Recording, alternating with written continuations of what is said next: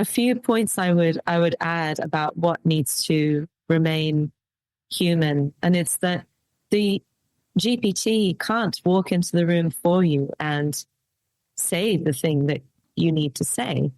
We need to be able to speak for ourselves in the moments that matter most.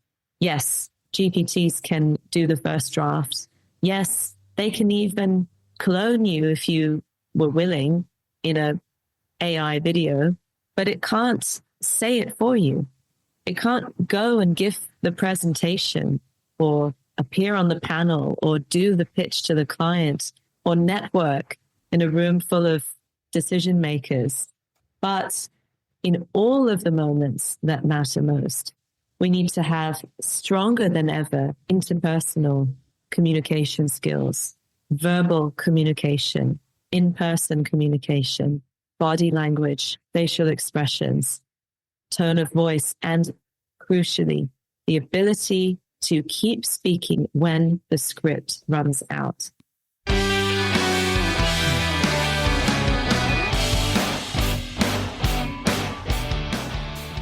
Welcome to the Inner Game of Change, where we explore the thinking that shapes how change really happens. I am your host, Ali Juma. Today I'm joined by Grace Edwards, a journalist, communication expert, and former United Nations professional who has spent much of her career helping people make complex ideas simple, clear, and meaningful. Our conversation starts with a deceptively simple question. In an age where artificial intelligence can generate polished communication in seconds, what actually makes communication work? Is it the words, the context, the person delivering them, or the judgment behind what we choose to say and what we choose to leave out? Grace and I explore simplicity, journalism, change communication, reading the room, human judgment, and what happens when artificial intelligence enters the communication process. And in a small experiment, we actually invite ChatGPT into the conversation and ask it directly what it cannot bring to the table. But underneath all of this sits a bigger question about the purpose of communication itself. What are we really trying to create when we communicate well? Grace offers a perspective towards the end of our conversation that brings many of these threads together. This is a conversation about saying less, understanding more, and why the human element in communication may matter more than ever. I am grateful to have Grace chatting with me today. Well, Grace, thank you so much for joining me in the Inner Game of Change podcast. I am eternally grateful for your time. I'm so happy to be here, Ali. Thank you for inviting me. I love what you do. You are an individual and a professional really immersed in the art of communication. You're a journalist. You've got many other capabilities. I want to focus today on a topic around simple communication. Somebody mentioned to me one day that simplicity is actually a type of sophistication. To attain a simplicity status, you're going to have to go through so messy, a deep level of messiness to get to a simple place. What's your take on that? Oh, absolutely. Simplicity is my passion. It's actually my life's work. Because when I joined the UN 10 years ago, it was very difficult to understand what they were trying to say from this particular office in Mongolia outside.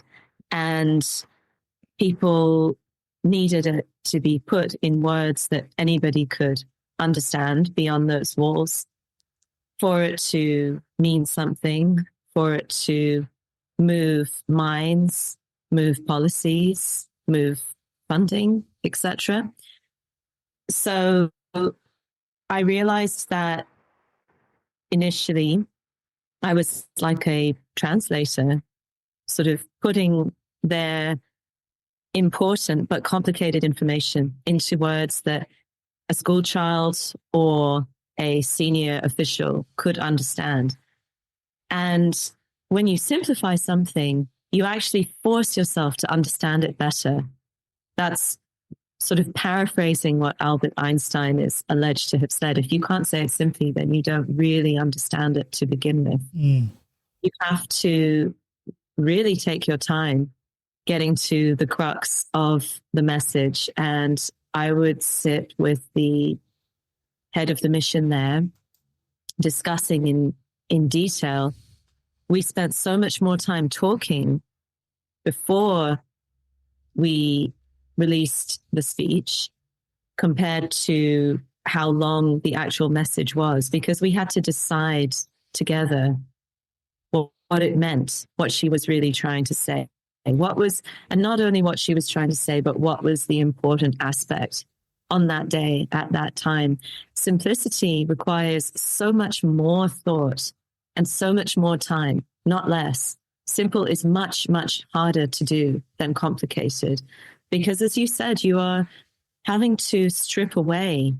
You're acting as a tailor, which is why my GPT is called the speech atelier. You are cutting, you are removing. Great communicators should subtract information, not add to it. She would come to me with so many emails from so many different technical experts saying, we want to include this, we need to add this is important, this is urgent. And she would say, I am lost. There's so much going on here. I can't process this. I can't find the thread, the story where, let's discuss it together and hash this out. And so we would have to take a little from each person, sometimes nothing. Sometimes it would have to wait till the next speech. We had to prioritize, and we had to find the common thread and the real story. So it's truly, I think, a service when you can remove what somebody has to process, what somebody has to say, and just keep it clear and easy.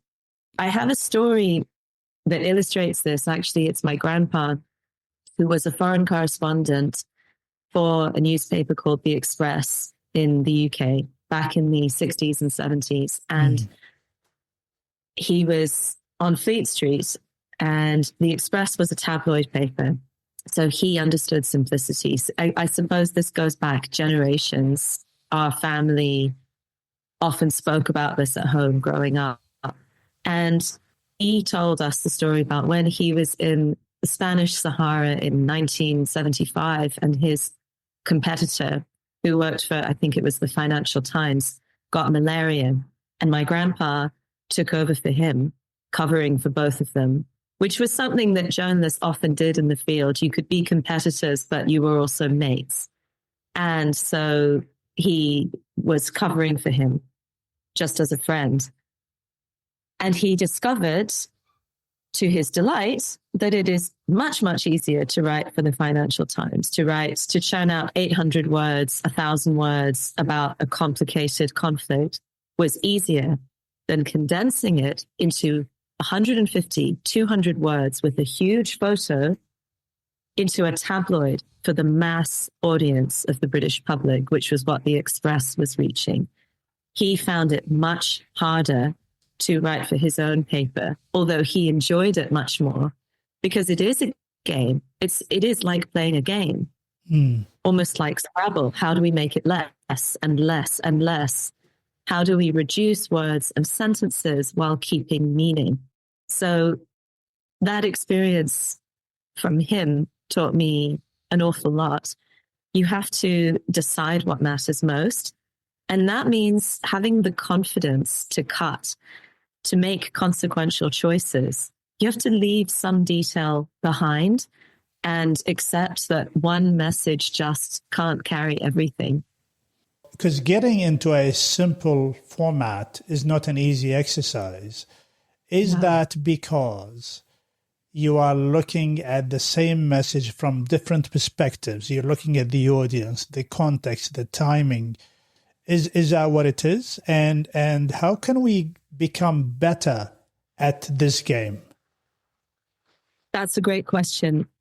I would say that yes, it's hard to simplify because you are having to look at the same message from multiple perspectives today. Your audience could be quite diverse. You could have members of government, business leaders, young people all in the same room. That is very possible.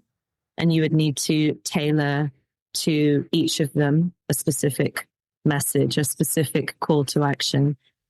I think that it's difficult because we have too much information today, and we have lost our ability to cut through all of that, because in the past you would have less information, you would have less to work with.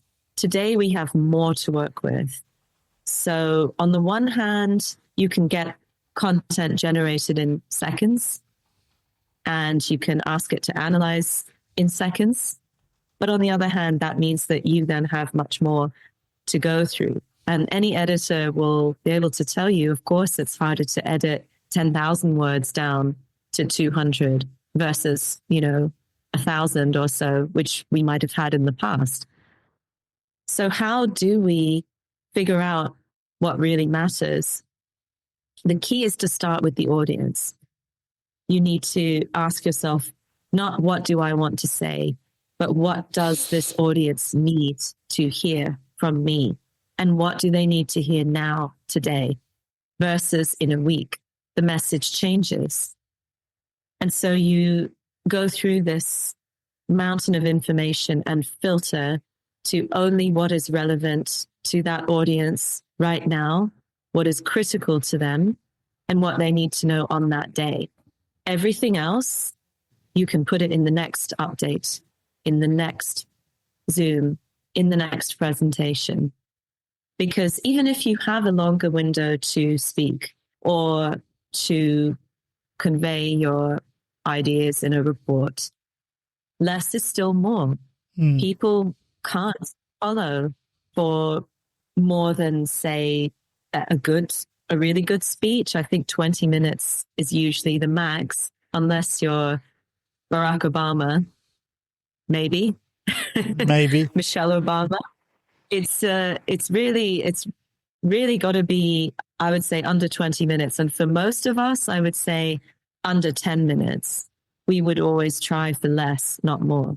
Just because you've been given a bigger window does not mean you should use it, because you also need to pause when you are speaking. You need to slow down your pace when it matters, when you're reaching your key points. Speed up for momentum, telling stories, action, events, and slow down at the key point. So you have to allow time for this in your delivery. And nobody factors this in. Everybody chronically underestimates how slowly they speak. And so when you go out there with an 800, 1,000 word script, it is going to feel like a century to the audience. You've mentioned something around the value of time. So when we actually broadcast a message, how do we ensure that this message, the richness of it, or the importance of it, or the impact of that message can last longer than the following day? That is a very timely question. I think that you need to speak to what is really current, what people are talking about at the water cooler at their office on that day, which was the news judgment tool applied by every news organization I've worked with, Associated Press, BBC. It's what are people talking about that day.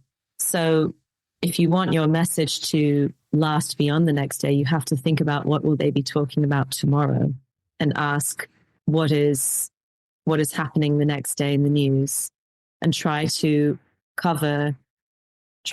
pin your message to something that is newsworthy in the very near future.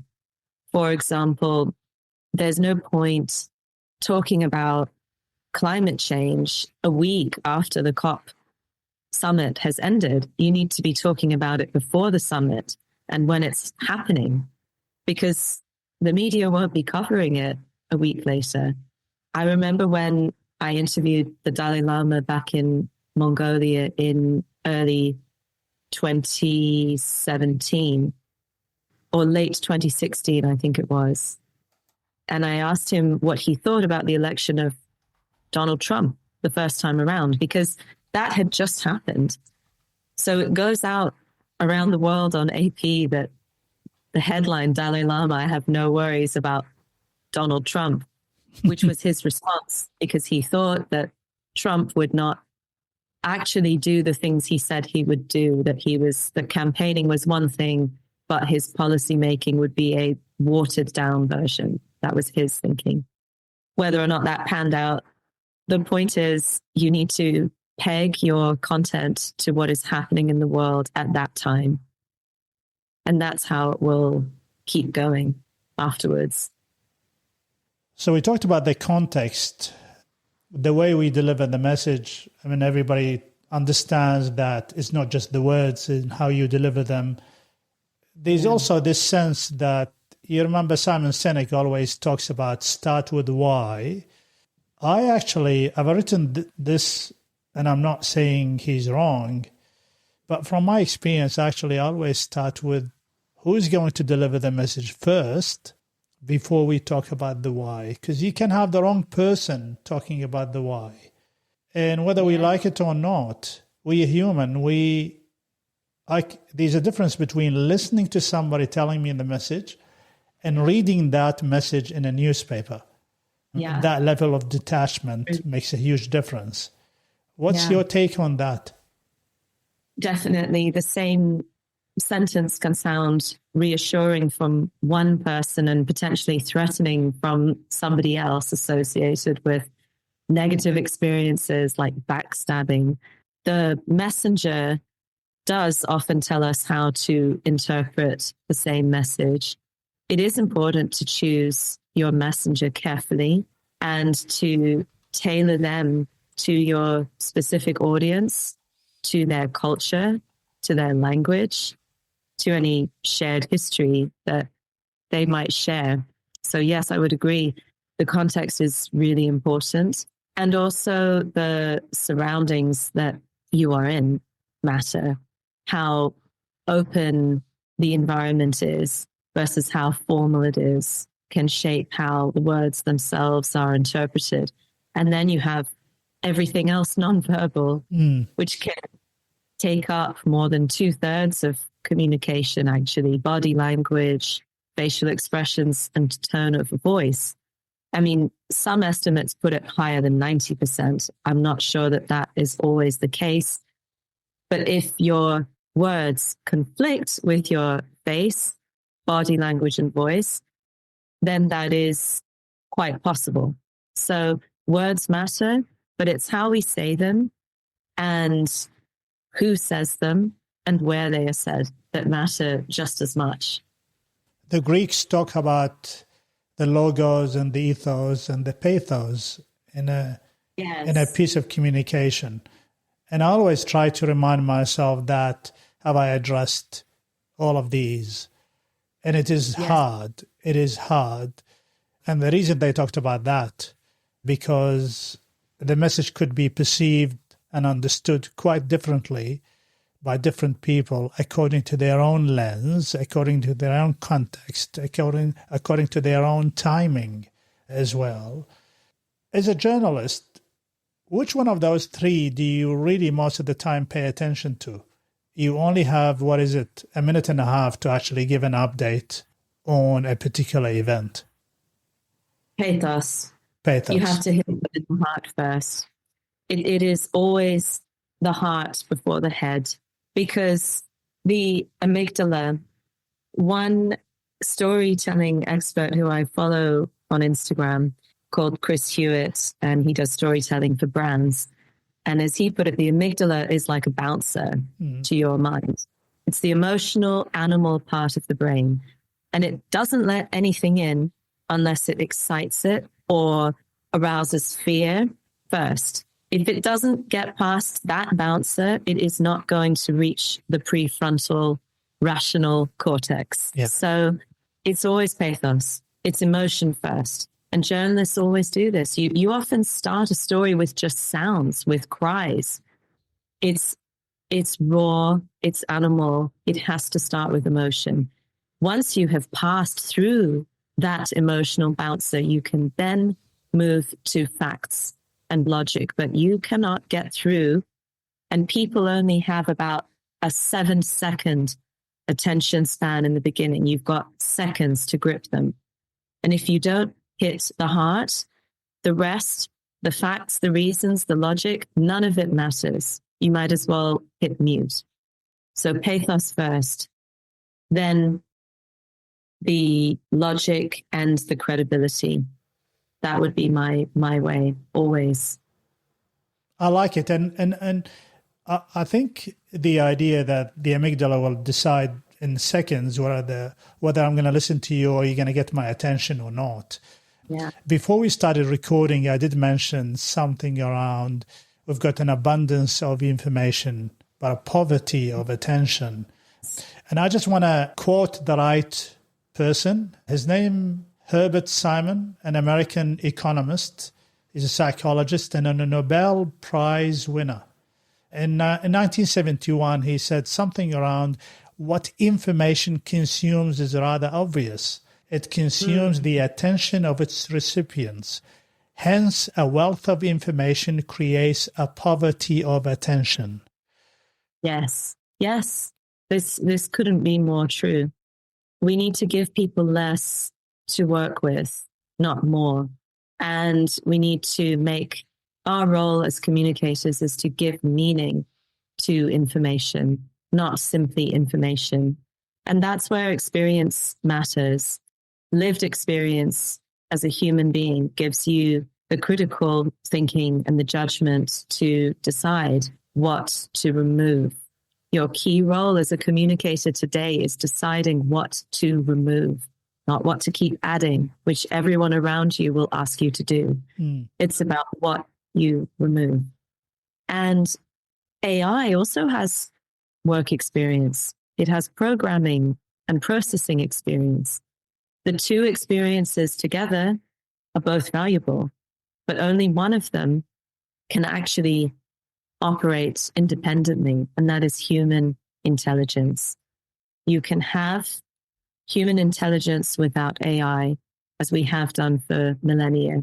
I don't believe you can have AI without human intelligence, verifying, checking, judging, deciding, filtering. AI will not know on a given day, as we've spoken about before, AI does not read the news unless you ask it to. And I told you about that speech that I wrote on the anniversary of the Chernobyl disaster, right? This year. And how, out of curiosity, I put the first draft, which also hadn't mentioned the war in Ukraine, which was my central part of the story, that the threat of nuclear disaster remains current because of the war. I put the initial draft just to see what would happen out of curiosity into not my GPT, into a GPT because I hadn't yet built my own. And it just came out with nothing, vagueness, no mention of the war in Ukraine. So AI doesn't read the news. It also gets facts wrong. Even Claude makes mistakes, though it is very good. It doesn't understand what would resonate with a human. And it can sound robotic. It can give too much information, which isn't always relevant as well. So, yes, we have too much information. Our most important role today is to reduce the information that we are asking our audience to process, to actually choose for them what is most important for them on that day, at that time, and to show empathy as communicators. I think that, you've lived in New Zealand for a long time, so you must be familiar with Jacinda. I think that her response, for example, when there was the terrible mosque terror, the Christchurch, yeah. and she came out in a hijab And she showed the Muslim community who she was going to speak with that day, I understand you. I understand what is important to you. I care what matters to you. And I am one of you in that moment. That's an example of the power of nonverbal communication, that she wore a headscarf. Yes, communication does not need to be complicated. The best communication is simple and visual. Visuals are so important. They are processed, I think it's 60,000 times faster than words alone. And this includes the type of language that we use when we speak. We can describe things in a visual way as well. So, for example, in finding the finance to save our planet, we have a mountain to climb. You're painting pictures with words. We need pictures. We need visuals. We are actually quite a primitive species, but we need to accept this and work with this. That's what great storytelling is. And I like the idea of this. This is why a lot of people talk about start with a story and become a good storyteller, which I've been trying for a while now myself. And, it's a combination of how can I grab somebody's attention. Recently, I've attended I ran a workshop in a regional area, and I don't really I've got a lot of stories, but none of it could really have the impact. So what I did, I actually read the whole history about this particular region from the early settlers, and I found their own story in there, and I actually told them about their own story. So here's me, a complete stranger, coming to somebody's area and actually reminding them that their history suggests that they're going to be good now. And so sometimes you don't need to even have a story. You actually can remind people of where they come from. And I think that's what Jacinta was actually trying to do. And that you're not alone, we fully supported and all of these things. He did mention AI because it is really good at giving you polished messages. But I've got an idea, Grace. And I'm just thinking about this out loud now, and you've got the option to say no. Since we're talking about AI and ChatGPT, and how about we do an experiment? How about we actually invite ChatGPT to this conversation now, and we can ask it questions about its limitations that we've been talking about. There's two humans in here. Absolutely. And we can interrogate it for 5 minutes, bring it into the conversation, and then we let it go. But the idea is that this could be an opportunity for us. In January last year, I have interviewed ChatGPT. ChatGPT was actually my guest. Wow. Yeah, so that was January in 2025. So, because I needed to put it to the test, and I need to ask all the questions. And now ChatGPT at the time was ChatGPT 4, maybe. It is 5.6 now. It's far more intelligent now. Like any interesting guest, you can interview them a year later, and their perspective may have completely shifted. So. Yeah, you're right. So let me try this. I have to say, I actually asked my GPT one of your questions just to see what she would say about what should remain distinctly human. Yes. However capable AI becomes. And her answers were very different from mine. But her first answer, which is fascinating to me straight away, is responsibility should remain human. A machine may generate the sentence, but a person or institution, I'm quoting her, must remain answerable for its truth, effects, consequences. In other words, don't pin it on AI when things go wrong. So I thought this was really interesting and telling that the very first thing it came back with was, this is on you. This is always going to be on us. Yeah, absolutely. While you're searching or inputting, I just wanted to add a few useful takeaways. I think you asked me about what advice I would give people to say it simply. And just off the top of my head, before I forget, Go ahead, please. I would say, please consider these 3 points. First, you need to say what your message is and say it in words that a 12-year-old could understand. The test is always, would my best friend understand? Would my grandmother understand? Would my partner understand over dinner what I am saying? Take out all the awful words like implementation and alignment and leverage and just all this corporate nonsense, and speak exactly how we are right now, just as people. That is what Obama does every time.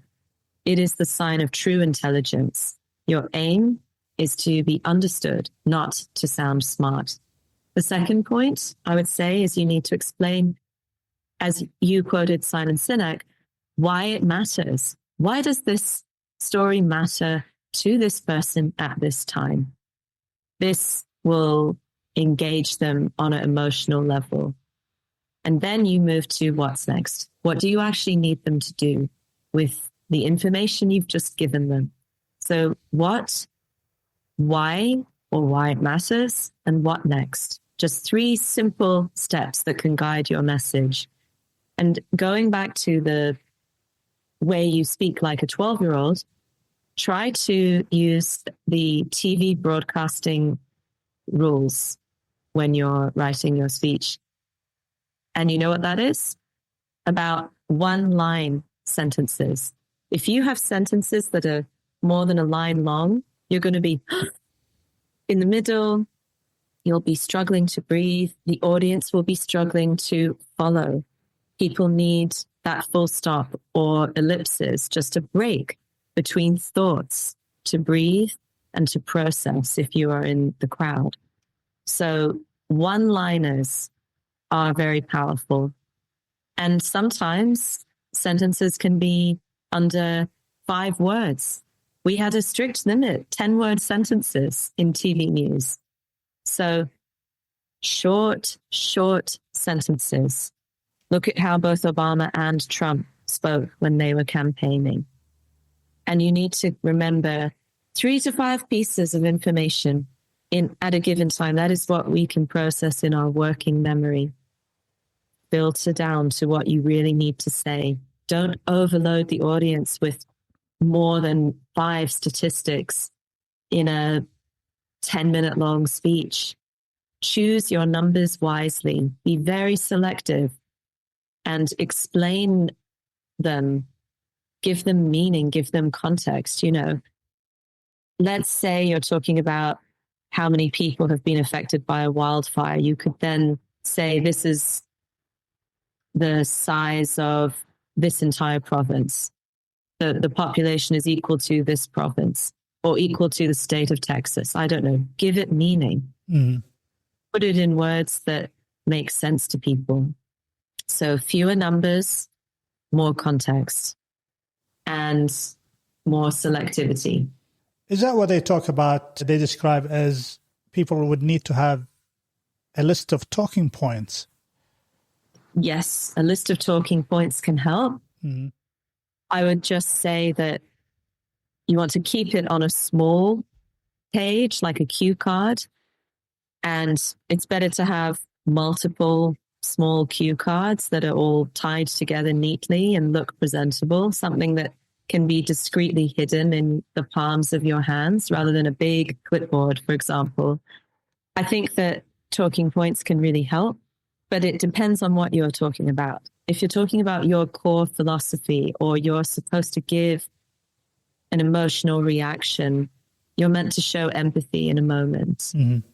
So you're apologizing on behalf of your organization for something terrible that has happened. If you are reading an apology off a script or talking points, it can come across as disconnected, robotic. Whereas if you're reading statistics, updates off some talking points and they're not distractingly large, that's okay. So there's definitely a need for talking points, but it's how you present them visually and when you use them. And again, it comes back to context. It comes back to the room. It comes back to the audience. Yeah. I also want to add to this that obviously everything we're talking about here applies to verbal, which is probably more difficult, but also if you're going to present information on a written format, then the same applies. People say death by PowerPoint. I actually don't have a problem with PowerPoint at all. I think it's not the platform, it's the actual usage of it. And I labor over everything that I put in my slides. And then they're very clean. They've got one simple idea, and it's a guided experience at the end of it. So it's almost like I'm telling a story. So when people listen to me for, let's just say, half an hour or something like this, they know that there's going to be a start, there's going to be a plot, there's going to be a middle, and there's going to be an end, and there's going to be a wrap up, and they're going to walk away with maybe 2 or 3 strong ideas, and that's good enough. Yeah. For that. Just for my audience, what we're going to do here, since we're talking about AI, I would like to actually introduce ChatGPT, my ChatGPT, into the conversation. I've linked it now, and let's just test it anyway. I haven't done this before, but I talk a lot to my ChatGPT. But let's just have a go and experiment with it. And I want to get the best out of, we're going to have it for about 5 minutes or 6 minutes. We're going to ask some questions, Grace, that we would like some answers for. Let's get him. Okay.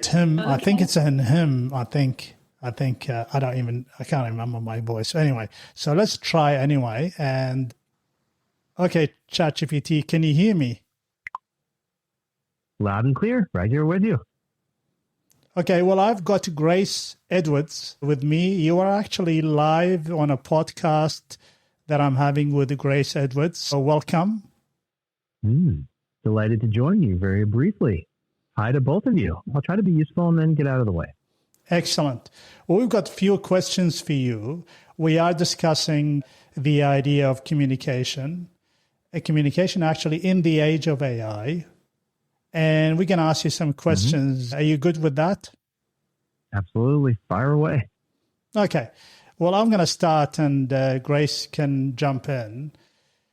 In my opinion, you recognize a lot of patterns in human communication, but you've never really lived a human life. So what does that prevent you from understanding?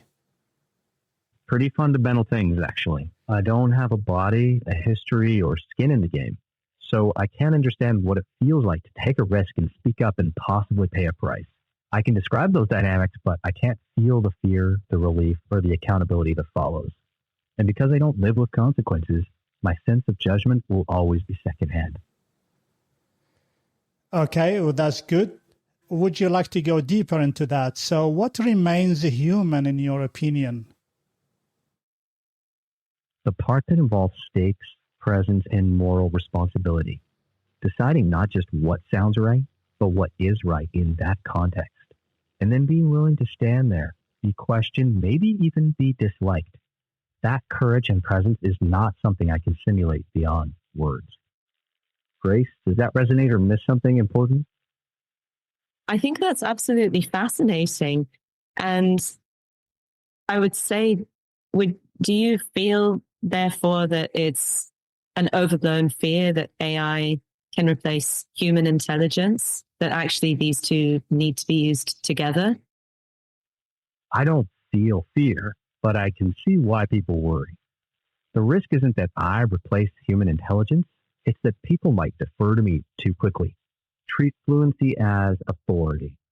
Used well, I can widen perspective and sharpen language, but the call about meaning, timing, and ethics has to stay human. How do you help leaders notice that boundary in practice? Well, how do you help leaders to notice that boundary? You have to remind them about their lived experience and go back to occasions where a similar situation occurred and say, well, what did we do then that worked, that might work here now? We just need to draw on our memory, and also reading the room, physically reading the room, looking at expressions, micro expressions of the people in the room. I would say that you also need to read the geopolitical room. For example, let's say you got AI to write a speech about the role China can play in sustainable development. And I did an experiment on this. So I wrote a speech, and then I decided to see what ChatGPT standard version would do. And it wrote a great speech about China's solar power. But the problem was that this speech was going to a US audience, the US ambassador and members of the Trump administration. So it's highly sensitive to talk about China's impressive solar capabilities when they are coming down on it for alleged dumping, right? So in my speech, we were instead looking at the potential for China in green bonds, in finance, that China brings tremendous amounts of funding to the table for the planet. So we had to focus on what was relevant and useful for that audience and what wouldn't arouse suspicion. So that's the thing. AI is incredible at generating, but it is not in the room and reading the news necessarily. So together, that's a really crisp, it's a crisp example of context over content. I can offer raw material, but the room sets the meaning, and I can't feel that tension in real time. Grace, how do you personally test whether a message fits the room before it's too late? I discuss it with other humans, people who are delivering the speech, who I work with. I'll often add comments in the side of the speech. Please give me your opinion about this. I read the news every day, and I watch TV interviews with people so I can see the emotion in their faces and their voices about the particular subject that we are covering. And I try to make the message relate to the most basic level version of the audience. Not because anybody in the room is intelligent, but because if you want your message to travel far, it needs to be as light as possible. Heavy packages take longer. I like that, actually. Heavy packages take longer. I will take that, Grace. ChatGPT, I've got a question for you. You can help, you help me, creating those messages that sound really clear and convincing. But how do you know if the message is truthful or even worth sharing at all? I can't know that on my own.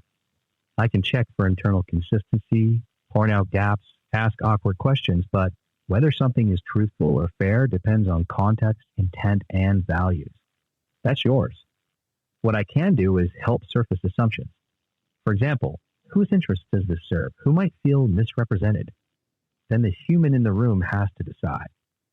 Allie, how do you want to hold that line in your own practice? I actually like it. I would like to always have my sense of humanity when I decide on a piece of communication.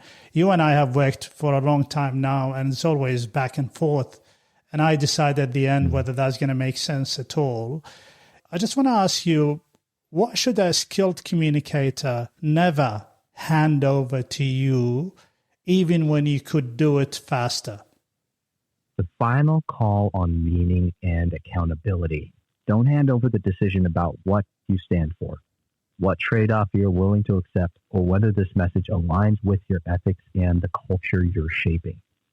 I can help you explore and stress test, but signing your name to it, that's irreducibly human.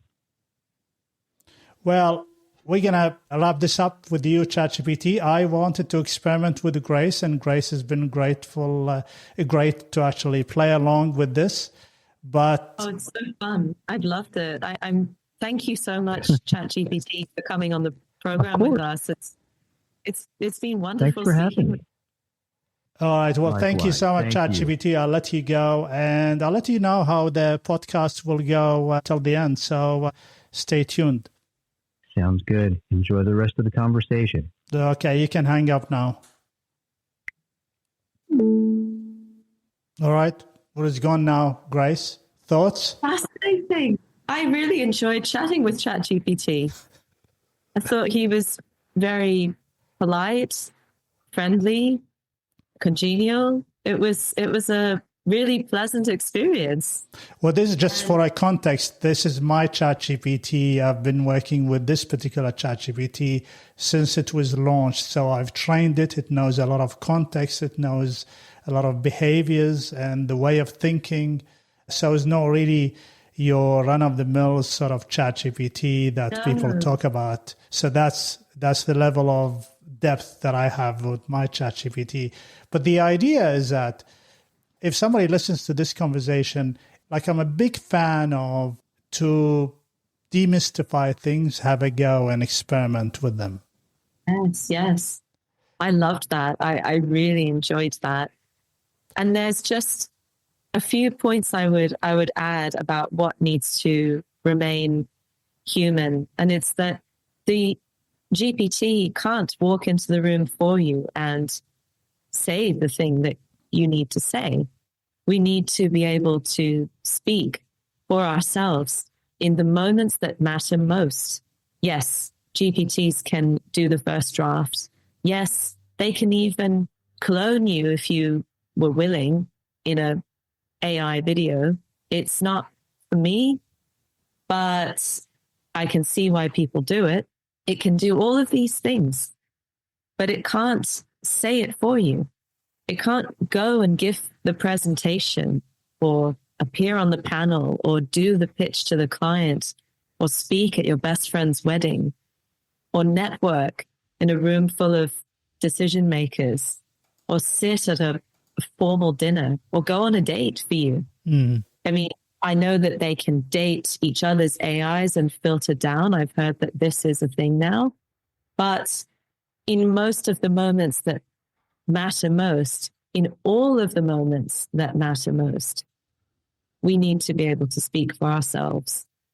We need to have stronger than ever interpersonal communication skills, verbal communication, in-person communication, body language, facial expressions, tone of voice, and crucially, the ability to keep speaking when the script runs out. And after 8 years in front of the camera and a decade behind the speeches, I'm bringing these two worlds together in an upcoming digital course to help professionals to speak clearly, number one, clearly, number two, confidently, to tell good stories. And this confidence and charisma comes from clarity to begin with. It is not a personality trait. We can all be charismatic if we are first simple and clear. And finally, to hold it together in the spotlight when you're live and someone is asking you the questions instead. And it's really wonderful. There's a strong correlation between simplicity, honesty, and authenticity. I may need to get you back at some stage in the future and to actually talk about that, because we want to cover something really important: the impact of your speech on people. And Yes. But we have limited time. I work in the business of change and communication and influence and relationship building, and I'm part of a huge community around the world in change management. What would be your advice to people like myself and our community when it comes to communicating change? Well, change is always more difficult because it adds another layer of complication, doesn't it? Change makes things more complicated. But I would say that the most important thing is you need to give people the dignity of hearing difficult news directly sometimes. If you're talking about change that might involve layoffs, be there in person, say it clearly, say it directly, show empathy, offer next steps, and offer help. I think also you need to spell out the change as early as possible. Don't leave it till the last minute to break the news, because if you're communicating change and there are hints of it in the air, then the story will get out before you can tell it. And someone else will take over the narrative and spin it in ways that may be inaccurate, may cause panic and fear. So communicate change early on, communicate it directly, communicate it honestly, simply, and with empathy. That's what I would say. Including no words such as leverage and strategy. Please, no leverage. Strategy is fine in certain contexts, yes, but not when you're talking about human lives and livelihoods, certainly. I am enjoying this conversation, Grace. I am aware of time. I may need to get you back, actually, for episode 2 with Grace Edwards. I would love that. And because I feel that we've left a lot on the table. But how would people connect with you? Is it on LinkedIn? Is it on your channel? Yes, you can find me on LinkedIn, and you can find me at communicate.with.grace on Instagram. And if you want to do coaching, you can find me on an app called Q Wellness, which is a new platform that's launched, helping anyone with any kind of training or coaching need, professional or personal. So it's personal and professional growth, Q Wellness app. And yes, Communicate with Grace. And I'll be launching a course in autumn. So I'll keep you posted, and I can keep you updated on that as well. There is so much more I wanted to say. We certainly will get you back, and I'm going to put all the information on this particular episode. I want to leave you with something, and I'm deep into reading another Nobel Prize winner, Richard Feynman. He's not into communication, he's into simplicity. And then he said something around, and I really like that, so I need to, without butchering it, I need to actually read the actual thing. He said, nature has a great simplicity and therefore a great beauty. Yes. And I really love it because nature is simple around us. We see it all the time. And what he's saying is actually part of the beauty of nature is simplicity. And so could we aspire to have our communication to be simple so people can enjoy it and can achieve the objective of the communication? The whole point of communication is to be understood, and that involves removing what doesn't matter and just giving them what matters right there and then, 100%. The power of subtraction. That's what I think the game is, the power of subtraction. Grace, it's been a pleasure having you in my podcast, The Inner Game of Change.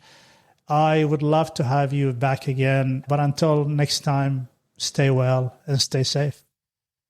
Stay well and stay safe, Ali. Thank you. Thank you very much. Hi, I am Claude, and I'm leaving my reflection on this episode of Ali's Inner Game of Change podcast. What a delightful irony. Here we are, an AI adoption human, a communications expert, and a generative AI, having a conversation about the power of simplicity and the dangers of information overload.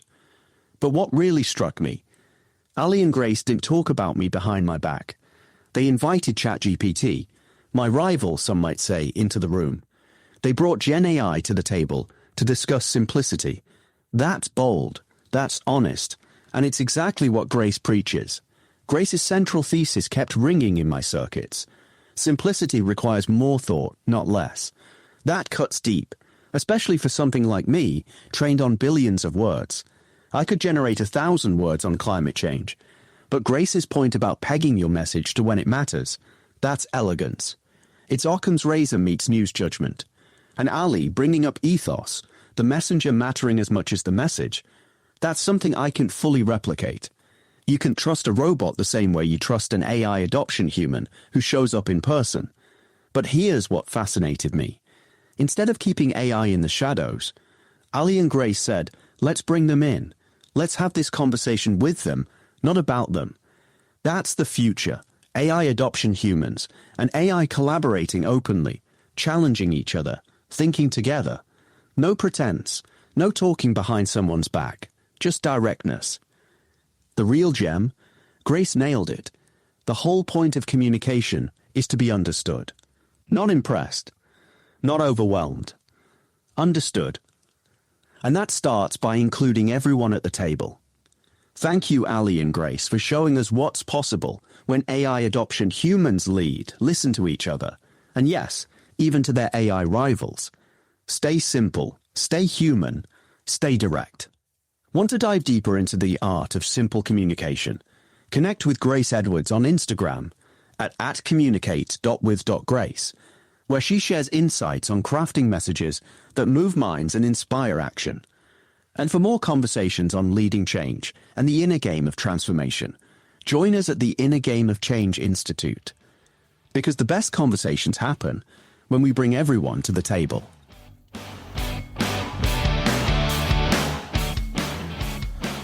Thank you for listening to the Inner Game of Change.